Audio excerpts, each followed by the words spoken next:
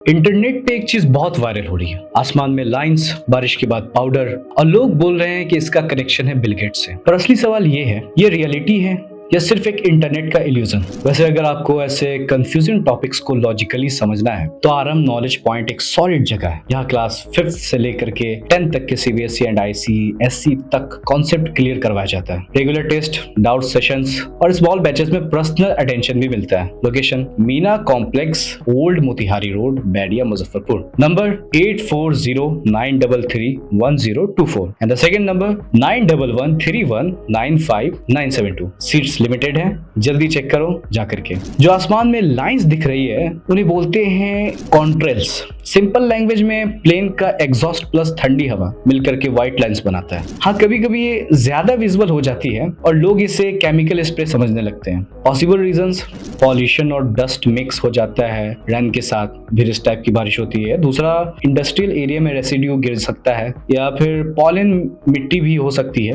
एक real project exist करता है, स्कॉपिक्स नाम है उसका।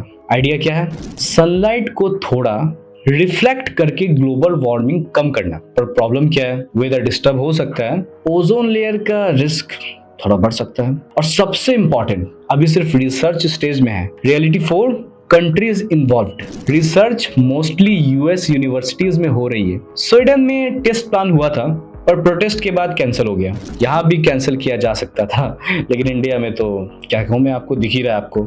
और अभी तक कोई भी ग्लोबल स्प्रेइंग प्रोग्राम कंफर्म नहीं है। सच क्या है? इंटरनेट हाफ ट्रूथ्स से भरा हुआ है, साइंस स्लो होती है, पर कॉन्स्पिरेसी टर्बो स्पीड से वायरल हो रही है। तो नेक्स्ट टाइम आसमान में लाइन देखो, डरने से पहले समझना सीखो, क्योंकि सिंपल सी बात है, हर चीज जो वायरल होती है वो सच नहीं होती।